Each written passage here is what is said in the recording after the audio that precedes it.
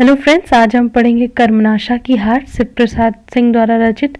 हमने अपने last video में भी बताया था कि इस वीडियो के सिर्फ इम्पॉर्टेंट पार्ट्स को हम पढ़ते हैं। हम कोशिश करते हैं कि ये जो वीडियो की सीरीज़ है इसमें सिर्फ इम्पॉर्टेंट चीज़ों को रखा जाए ताकि क्विक रिवीजन हो सके आपका। तो आइए पढ़ते हैं कर्मनाशा की हार का आशय। शिव प्रसाद सिंह यह मानते हैं कि स्वतंत्रता के बाद तो भारतीय बौद्धिकों का इतिहास सिर्फ आत्मबल के हार्श का ही इतिहास है। वह यह भी मानते हैं कि स्वतंत्रता का सही अर्थ हमारे देश ने आज तक भी नहीं समझा। इसका कारण उनकी समझ में कदाचित यही रहा है कि हमें स्वतंत्रता की प्राप्ति में खूनी संघर्ष के भीतर से काफ़ी गुजरना नहीं पड़ा। हमने अपने को लोकतंत्र घोषित किया और इस घोषणा मात्र से आश्वस्त हो गए कि चूंकि हम लोकतंत्र हैं इसलिए हमारी तरक्की और प्रगति के सभी समृद्ध लोकतंत्र संभवतः उत्तरदायी हैं। शिव प्रसाद सिंह की दृष्टि में यह लोकतंत्र बहुत ही कमज़ोर और श्रापग्रस्त है। इसके फल नकारात्मक हैं। इससे महान मूल्य उत्पन्न नहीं होते। आज़ादी और लोकतंत्र के अर्थ को समझने में भारतवासियों ने बड़ी भूल की है। यहाँ जो भिन्न भिन्न संस्कृतियाँ अनेक समुदायों जातियों में बटी हैं, उन सभी ने अपनी अपनी सुविधा अनुसार इससे अर्थ निकाले। सत्ताधारी उस मायनों में जो कथित उच्च जाति, उच्च भ्रू सवर्ण है, जो यहाँ की सामंतवादी व्यवस्था का पुरोधा और संरक्षक था, उसके लिए आज़ादी का अर्थ था पहले से मिले अधिकारों और सत्ता का दुरुपयोग करने की आज़ादी। अपने अनगिनत संपत्ति का बंटवारा न करके संपत्ति को अधिक बढ़ाने का सुअवसर प्राप्ति का आनंद। जमींदारी प्रथा के निर्मूलन के लिए बने कानून के बावजूद गांवों कस्बों में एक पुराने सामंत और जमींदार के पास 500 एकड़ से 2000 एकड़ तक की भूमि पर कब्जा होना इस बात का प्रमाण है। दूसरी ओर जो भूमिहीन किसान, मजदूर, अल्प भूधारक किसान, बेगार करने वाला अछूत भूमिहीन मजदूर था, उसकी स्थिति में आज़ादी के बाद कोई बदलाव नहीं आया। अल्प भूधारक किसान अब भूमिहीन किसान मजदूरों में तब्दील हो गए। बेगार करने वाला अछूत मजदूर गांव में आज भी बेगारी करने के लिए मजबूर किया जाता है। मजदूरी बढ़ाने की केवल बात करने पर नारायणपुर बाधे जैसे हत्याकांड करवा कर आवाज को दबा दिया जाता है। कुम्हेर जैसे अग्निकांड में अछूतों के लिए ये ज़्यादा इम्पोर्टेंट नहीं है। अंधविश्वास और रूढ़ियों में लिप्त ग्रामीण समाज की निःशंसता किस हद तक जा सकती है, इसकी प्रचलित कर्मनाशा की हार कहानी में चित्रित फुलमत की असहाय स्थिति से होती है। आधुनिक विचार, प्रगति, वैज्ञानिक सोच आदि का नई डीह गांव के लोगों पर दूर दूर तक कोई प्रभाव न दिखना कछुआ गति से चल रहे विकास की ओर संकेत करती है। बिहार की एक अभिशप्त नदी कर्मनाशा के किनारे ऊंचे टीले पर बसा गांव नईडीह। कर्मनाशा के बारे में कहा जाता है कि कोई पौधा अगर पानी से एक बार छू लेता है तो वह हरा नहीं हो सकता। हर साल की तरह नदी में बाढ़ आई है, लेकिन इस बार की बाढ़ ने ज्यादा ही रौद्र रूप ले लिया है। गांव के सभी लोग चिंतित हैं कि बाढ़ को किस प्रकार रोका जाए। सोखा के कहने पर 5 बकरों की बलि पहले ही दे दी गई थी, लेकिन कर्मनाशा का लाल गेरुआ पानी कम नहीं हुआ। तभी ईसूर भगत ने खबर दी थी कि सोखा ने भविष्यवाणी की है कि इतना पानी बरसेगा कि प्रलय होगी, कुछ भी नहीं बचेगा। अंधविश्वासी गांव ने तुरंत इसे सच मान लिया। तभी गांव की धनेसरा चाची ने खबर दी कि विधवा फुलमतिया ने लड़के को जन्म दिया है। आग की तरह ये खबर सारे गांव में फैल गई। सभी ने इसे पाप करार देते हुए बाढ़ के प्रकोप को इस पाप के साथ जोड़ दिया। गांव को बाढ़ में डूबने से बचाने का दायित्व गांव के मुखिया का माना जाता है। इसलिए मुखिया ने निर्णय लिया कि पाप करने वाली फलमती को उसके बच्चे सहित कर्मनाशा कि बाढ़ में फेंककर बलि दी जाए तो अपने आप ही कर्मनाशा शांत हो जाएगी। निर्णय लिया ही नहीं गया, बल्कि जब फुलमत को बच्चे समेत पानी में फेंकने का प्रसंग घटित हो रहा था और फुलमत की दर्दनाक चीखें सुनाई दे रही थी, तो भैरव पांडे अपनी बैसाखी के सहारे उस ओर दौड़ पड़ा। वह जानता था कि फुलमत के बच्चे का बाप उसका छोटा भाई कुलदीप ही है। दोनों में पल्वित प्रेम को भैरव पांडे जानते ही न थे। वे उन दोनों को विलग करने में सफल भी हो गए थे। कुलदीप तभी से घर से भाग गया था। भैरव पांडे के ब्राह्मण्य और ऊंची जाति के अहंकार के कारण दो युवा प्रेमी प्रेमिका का विच्छोह हुआ था। अंतिम समय में भैरव पांडे ने बच्चे को फुलमत के हाथों से छीनकर मुखिया को ललकारा था कि भैरव पांडे के रहते हुए कुलदीप के बच्चे और बहू की बलि नहीं चढ़ाई जा सकती, तथा मुखिया को सीख दी कि कर्मनाशा की बाढ़ दूध मुहे बच्चे और एक अबला की बलि देने से नहीं रुकेगी। उसके लिए तुम्हें पसीना बहाकर बांधों को ठीक करना होगा। भैरव पांडे गांव के लोगों के सामने बच्चे और फुलमत को बचाकर एक चट्टान की तरह खड़े हो गए थे। कर्मनाशा पराजित होकर बह रही थी। अंधविश्वास और रूढ़ियों में जकड़ा ग्रामीण समाज, हमारी समाज व्यवस्था, अंधविश्वास, रूढ़ी रीतियां, जाति प्रथा, अस्पृश्यता, स्त्री पुरुष भेदभाव, ऊंच नीच के भेदभाव, सांप्रदायिकता जैसी अनेक कुप्रथाओं विश्वास से जकड़ा हुआ है।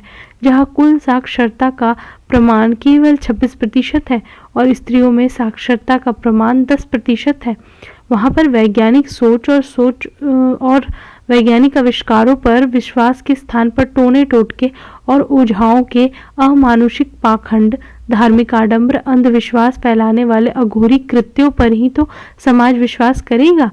ग्रामीण परिवेश अभी भी सूचना और तकनीकी के तेजी से हो रहे विकास के समय में पानी, बिजली और पक्की सड़कों के न पहुंचने से अन्य दुनिया से कटा हुआ है।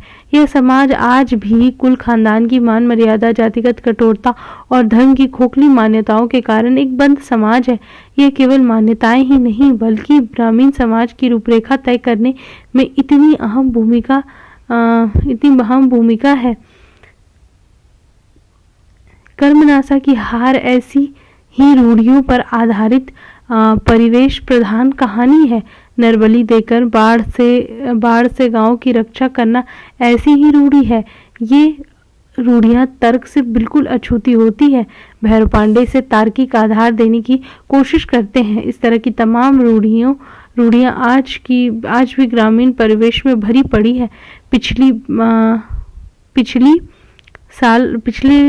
साल अचानक जब नदी का पानी समुद्र के ज्वार की तरह उमड़ता हुआ नई डी से जा टकराया तो सोखा ने जान के बदले जान देकर पूजा की। 5 कब्रों की दौरी भेंट हुई, किंतु बड़ी नदी का हौसला कम न हुआ। एक अंधी लड़की, एक अपाहिज बुढ़िया बाढ़ की भेंट रही। नुईडी वाले कर्मनाशा की इस उग्र रूप से कांप उठे। बूढ़ी औरत ने कुछ सुराग मिलाया। पूजा पाठ कराकर लोगों ने पाप शांति की। अगले साल की बाढ़ ने अधिक रौद्र रूप धारण कर लिया था। बादलों की छांव में सोया गांव भोर की किरण देखकर उठा तो सारा सिवान रक्त की तरह लाल पानी से घिरा था। नई डी के वातावरण में हौलदिली छा गई। गांव ऊंचे अरार पर बसा था जिस पर नदी की धारा अनवरत टक्कर मार रही थी। बड़े बड़े पेड़ जड़ मूल के साथ उलटकर नदी के पेट में समा रहे थे। यह बाढ़ न थी, प्रलय का संदेश था। कर्मनाशा का ऐसा डरावना रूप देखकर सारा गांव पहले ही बचाव के साधन जुटा रहा था। तभी ईशूर भगत खबर ले आया था कि दीनापुर के सोखा ने कहा है कि इतना पानी गिरेगा कि 3 घड़े भर जाएंगे। आदमी मवेशी की क्षय होगी, चारों ओर हाहाकार मचेगा, प्रलय होगी। यह सुनते ही धनेश्वर चाची ने, जो न केवल द्वारा की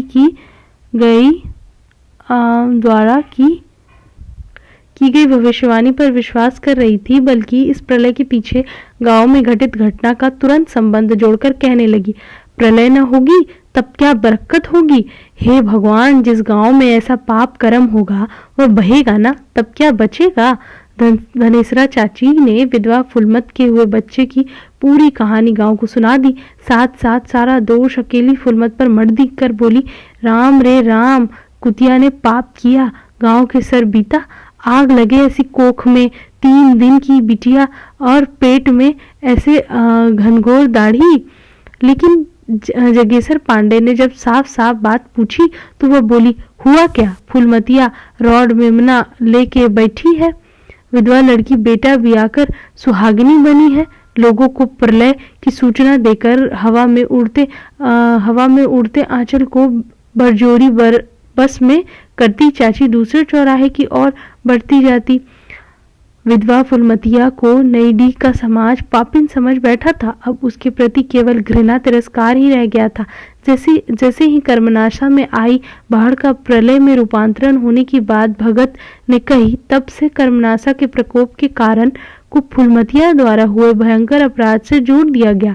ग्रामीण समाज 2 जातियों के युवक युवती के बीच प्रेम संबंध को कभी भी मान्यता नहीं देता।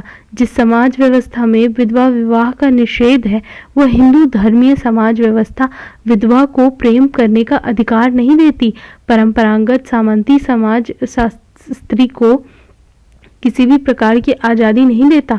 हिंदू धर्म शास्त्र, पुराण और स्मृतियां स्त्री को जिंदा जलाए जाने की सती की उपाधि देकर महिमा मंडन करती है। विधवा विवाह को मान्यता नहीं देती है और बाल विवाह का पुरस्कार करती। हिंदू धर्म और असमान व्यवस्था फुलमत जैसी बाल विधवाओं को एक आश्रिता बनाकर रहने और तथा इच्छा आकांक्षा और जीवन इच्छा को तज कर सामाजिक, सांस्कृतिक और आर्थिक अधिकारों से वंचित निरपेक्ष जीवन जीने की परिपाटी पर चलने की सलाह देता है। भैरव पांडे भी इसी परंपरागत सोच में लिप्त है। वह कुलदीप और फुलमत में अंकुरित प्रेम को देख वह समझ रहा था। वह कुलदीप को फुलमत से प्रेम न करने की हिदायत भी देता है। उस पर कड़ी नजर रखकर उसके हाव भाव निहारता रहता है। कुलदीप के खोए से रहने पर भैरव पांडे मन ही मन फुलमत को भला बुरा कहता रहता है। उन्हें फुलमत पर बेहद गुस्सा आता है। टीमल मल्लाह की यह विधवा लड़की मेरा घर चौपट करने पर क्यों लगी है? पता नहीं कहाँ से बह कर यहाँ आकर बस गई। कुलच्छनी अब क्या चाहती है? बाप मरा, पति मरा, अब न जाने क्या करेगी। जाने कौन सा मंत्र पढ़ा दिया है। यह कबूतर की तरह मुंह फुलाए बैठा रहता है। भैरव पांडे अपनी कुल मर्यादा और झूठी जाति अहम के कारण प्रेम का कठोर निषेध और तिरस्कार करने लगते हैं। प्रेम की स्वतंत्रता को सामंती समाज कभी भी मान्यता नहीं देता। जो सामंती समाज स्वतंत्रता का कट्टर विरोधी हो, वह प्रेम की स्वतंत्रता को खारिज कर देता है, जिसका भैरव पांडे भी निर्वाह कर रहे हैं। कुलदीप को भैरव पांडे समझाते हुए उपदेश देते हैं, तुम गलत रास्ते पर पांव रख रहे हो बेटा। तुम कभी अपने बाप दादाओं की इज्जत के बारे में सोचा है? कुल खानदान की इज्जत की दुहाई देकर भैरव पांडे अपने छोटे भाई कुलदीप के लिए प्रेम के रास्ते से लौट आने को कह रहे थे। कुलदीप को भाई के मन की पीड़ा की कल्पना भी कष्टकारी थी। यह पुरानी और नई पीढ़ी के बीच की दुविधा थी। उसकी आत्मा अपने संपूर्ण भाव से जिस वस्तु को वर्ण्य समझती है, उसे वह एकदम ही व्यर्थ कैसे कह दे?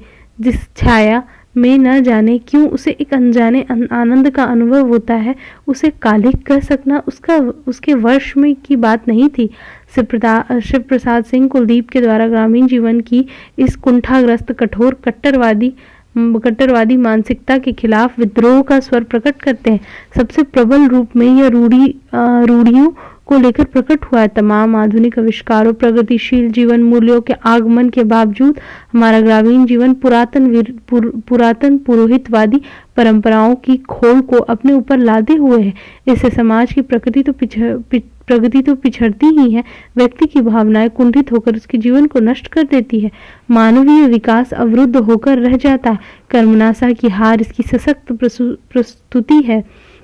मनुष्य के कर्म को नष्ट करके उसके ऊपर सामाजिक रूढ़ी और नियति का अभिशाप लादने वाली उस समूची प्रवृत्ति के विरोध प्रस्तुत करने में कर्मनाशा की हार का अपना महत्वपूर्ण योगदान है।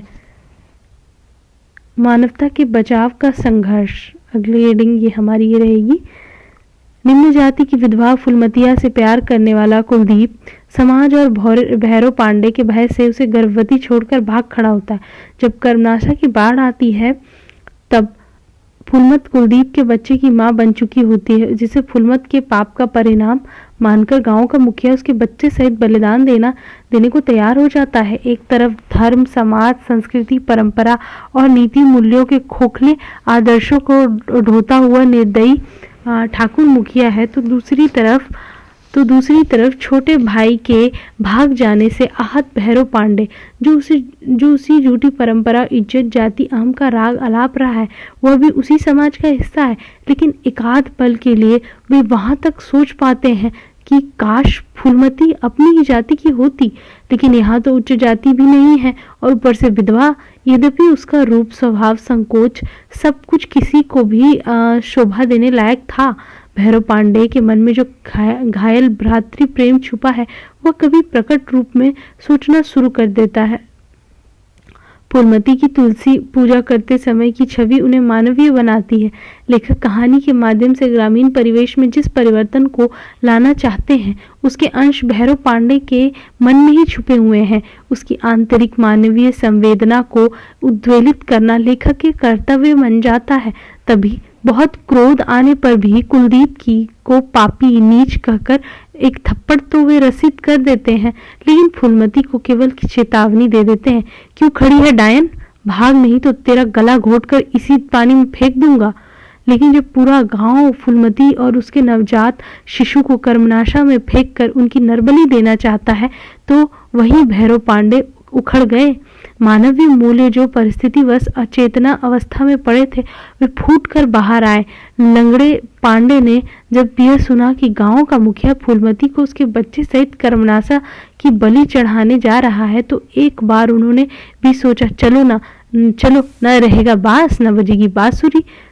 चली थी पांडे के वंश में काली पोतने, लेकिन मुखिया के अमानुषिक अत्याचार को देखकर उनके अंदर का रहा सहा गुस्सा जाता रहा। अब उसने करुणा, मानवीय संवेदना और आतंक के विरोध के रूप धारण कर लिया। मुखिया ने उन्हें पूछा था, तुम्हारी क्या राय है भैरव पांडे? सारे गांव को मौत के मुंह में नहीं झोंक सकते, जिसने पाप किया है उसका दंड भी वही भोगे। पांडे ने देखा मुखिया का विरोध करने कोई भी आगे नहीं आ रहा है। सभी को अपने अपने प्राणों का मोह था। कोई भी हो इस अन्याय के विरोध में बोलने तक के लिए तैयार नहीं था कोई भी, ना ही किसी में साहस था। एक विभत्स सन्नाटा। पांडे ने आकाश की ओर देखा, आगे बढ़े। फूलमती भय से चिल्ला उठी।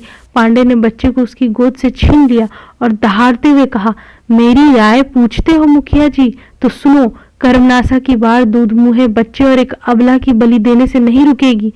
उसके लिए तुम्हें पसीना बहाकर बांधों को ठीक करना होगा।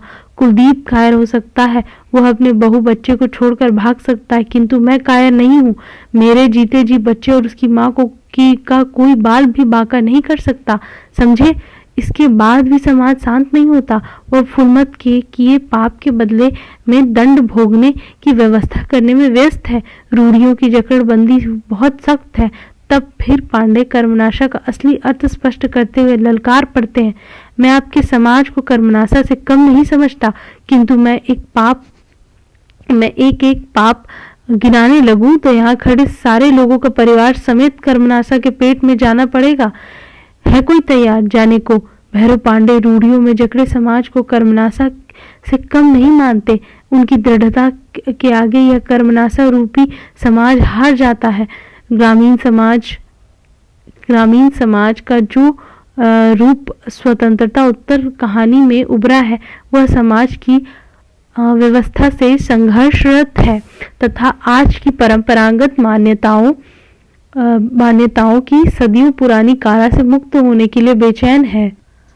ठीक है, तो यहीं तक हमारे कर्मनाशा की हार का जो क्वेश्चन आंसर इम्पोर्टेंट था हमने इसको एक बार पढ़ लिया है। अब आप चाहे तो वीडियो चला के रिवीजन कर सकते हैं और जो हाईलाइट पॉइंट है उसे अपने पीडीएफ में या अगर आपके पास प्रिंट आउट है कुछ जो अपनी तरफ से आपके पास अवेलेबल है मटेरियल उसमें आप टिक आउट कर सकते हैं और इसे पढ़ सकते हैं। अब आगे हम पढ़ेंगे भोलाराम का जीव। हरिशंकर परसाई की एक व्यंग रचना है, उसे हम अगले वीडियो में कवर करेंगे। Thank you.